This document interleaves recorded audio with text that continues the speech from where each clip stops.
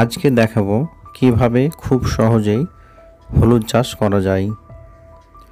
তার জন্য কিছুটা হলুদ নিয়েছি, দেখতে পাচ্ছেন কাঁচা হলুদ, এগুলোকে সাধারণত মুখী বলে। আর কিছুটা এঁঠেও আছে, এটা যেমন হাতে আছে এটা এঁঠে দেখা যাচ্ছে, এটা পুরনো গাছ থেকে হয়।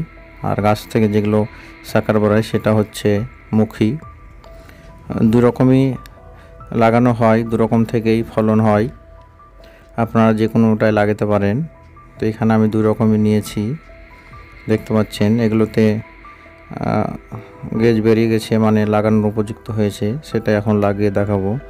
তার জন্য জমিটা খুঁড়ে রেডি করে নিয়েছি এবং কোদালের সাহায্যে লাইন করে নিয়েছি এবং সেই লাইনে দেখতে পাচ্ছেন হলুদগুলোকে বসিয়ে দিয়েছি। প্রায় 4 আঙুল করে করে গ্যাপ দিয়ে এক একটা লাইনে দুটি করে সারি করেছি, দেখতে পাচ্ছেন।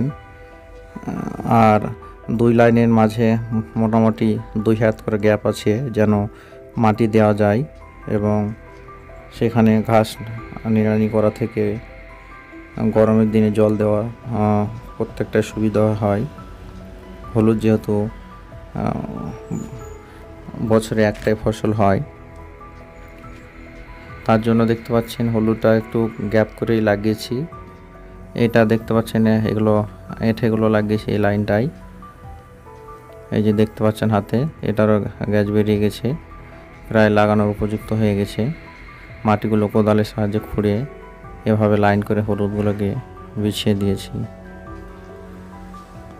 এখন গাছগুলো যেন ঠিকঠাক গ্রোথ হয় তার জন্য সার দেব। দেখতে পাচ্ছেন এখানে 10-26 আছে ফসফেট আর ইউরিয়া আছে। কারো কাছে যদি 10-26 না থাকে সেক্ষেত্রে পটাশ ও ডিএপি ও দিতে পারেন মিক্স করে। এখন এগুলো লাইনে লাইনে দিব। এমনি নর্মাল জমিতে ছিটানো থেকে লাইনের বেশি উপকারিতা। জমিতে দিলে সেই সারগুলো হয়তো ঘাসে বা সব কিছু গাছে টেনে নেয়, কিন্তু লাইনে দিলে পুরো খাবারটাই হলুদ গাছেই খেতে পাবে, তাই হলুদ গাছটা বেশ গ্রোথ ভালো হবে এবং ফলন হবে। তাই এইভাবে লাইনে লাইনে সারগুলো দিয়ে দিবেন, তাহলে সারের পরিমাণটাও কম লাগবে। দেখতে পাচ্ছেন এগুলো দিয়ে দিচ্ছি। এখন এগুলোতে কোদালের সাহায্যে 2 সাইড থেকে মাটি দিয়ে দিছি, দেখতে পাচ্ছেন সারি সারি করে মাটি দিয়ে দিছি।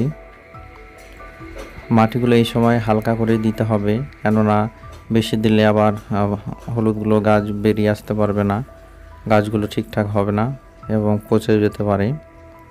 এইভাবে হালকা হালকা করে মাটি দিয়ে দিবেন। দেখতে পাচ্ছেন এটা কোদাল, এই কোদালের সাহায্যে কাজ করি। এইভাবে আপনারা হলুদগুলো লাগাতে পারেন।